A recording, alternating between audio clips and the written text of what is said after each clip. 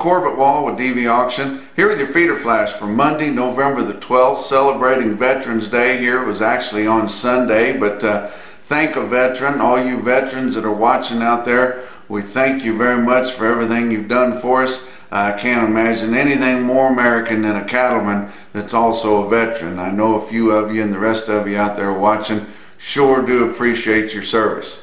Brace yourself, guys, for this market coming out this week. These high volume Monday sales, feeder cattle auctions are going to be a foot lower.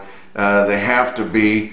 We've been smelling kind of something funny about this market here for the last several weeks. Hasn't been responding to the bullish fundamentals that it should have been responding to, and finally turned sour last week. And I tell you what, just pretty much took the steam out of everybody and out of the market. And we were reminded once again who's in charge of this show. My dad used to always say the golden rule is whoever has the gold makes the rules, and the Packers are running this deal, and the rest of us are merely extras or spectators, and they prove it from time to time, and then we get to thinking we're kind of cocky, and then they shove it right down our throat again, and they did it once again, and we've lost all leverage. We've lost any kind of drive we had to the market, and we've pretty much turned around and headed backwards now. But look at the board for last week, ending the week, December live cattle futures at 114.57, down $2.50 for the week. Your February was down $4.40. Your out fronts now don't have much of a premium at all. Your October, or your April, I mean, is just barely over 120. You know, it was way up there in the middle 120s there, and a lot of us thought this cash market could go to 130 before the end of the year.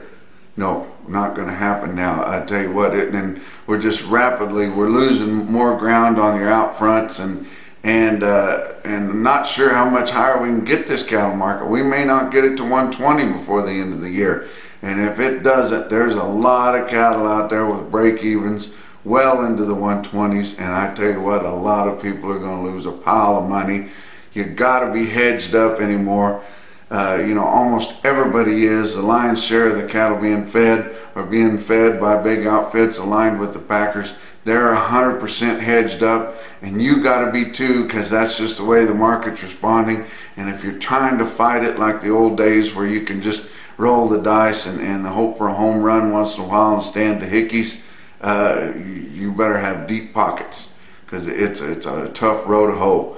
But February live cattle 117.80, and again that was down $4.40. November feeder cattle ended the week at 149 even. That was down $3.50. In January, down even more, down $5.95, ending the week at 143.80. Excuse me. Fat cattle trade. Through Thursday of last week, the 5-area feeding region on a negotiated basis had sold 31,300 head. Once again, like it's gone all fall, they'd sold just enough cattle in the northern plains to muddy up the water and take all the leverage away from your southern plains guys. They hadn't sold a hoof in the southern plains through Thursday. Traded them up in the northern plains, Iowa, and parts of Nebraska. You didn't have one number. Guys were just selling cattle willy-nilly here and there. Nobody had worked together trying to get anything out of the market. Sold them from 111 all the way to 114.5. Mostly at 179.80, because remember, we didn't have hardly any dress trade the week before. But just nothing really had took a hold, just like we've been doing almost every week here this fall. And then Friday morning, right on cue, the board opened down hard, and then everybody starts puking cattle. And Texas guys, the negotiated trade down there where the numbers are the tightest in the southern plains, started selling a few cattle at 115. Kansas there's a few lots got some cattle sold at 115 and immediately went to 114, and then by the end of the trade it was down to 113.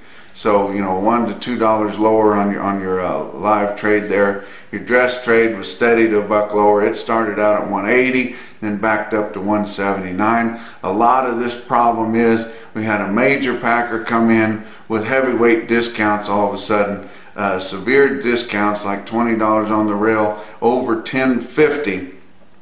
You know, everybody feeding for 1,600 pounds. Well, at 63% dress, that's over 1,000 pounds. So it's not part of $10.50 once you get there, and you got a lot of cattle on the average. You're going to have several in there. So you had a lot of guys selling dressed steers, the heavier ones, $2 back to other packers that don't have the discounts but are buying some big cattle, $2 back. So that's 178, and then you got your heifers bringing 179 then, and you look at your weighted average when we get it on Monday here, we'll see that your steer price was well below your heifer price, and then everybody paying big premiums for steers as calves and feeder cattle. Of course, they do perform a lot better, but every day you get closer to the knife, the closer the price gets on the heifers and the steers. But your box beef cutout values peaked earlier in the year than what they normally do. Usually we see this seasonal rise go closer into Thanksgiving. No, it peaked last week. Early last week they were still on the rise. Late last week they were down hard. But on the average trade last week, $217.37 on choice cuts. That was up 70 cents compared to the previous week's weighted average. Selects down 143 at 201.32. Choice select spread $16.05. And that's on 580 loads of cuts, grinds, and trimmings. Your slaughter, pretty decent, 640,000 last week, 3,000 less than the previous week, 16,000 more than the same week a year ago. You look at your feeder cattle market, a real-time index dropped well under 150 to end the week. It was the first time we saw your real-time index fall below 150 since Labor Day. So you know, we were coming up good there through the summer and even the early fall, but then it's really fallen back hard and just over 149 to end the week last week. Your cattle in your auctions, your feeder cattle auctions, your calves too, yearlings still selling strong there, but some of even the top prices, I know it's a big premium, but it's still a lower price than what it has been. But your feeders and your calves, $3 to $5 lower, and some calves sharply lower. The discount just keep getting bigger and bigger. The discounts are mostly on heifers, mostly on your bigger calves weighing over 6.5. Your big fleshy calves, the ones that are that big and still unweaned, it's hard to figure how much less they're going to bring than a good one. But if this fall hasn't taught people to wean their calves, nothing will. Look at a couple individual quotes late last week. St. Ann, South Dakota sold some high calves, about as high as they had all week on Friday. 65 head, weighed 485 pounds. St. Ann, South Dakota at 191. And then on Saturday, Fort Scott, Kansas can still sell a big yearling there, hoping to stay in line with that April board. 58 steers, weighed 915 at 151.75. That's your feeder flash for Monday.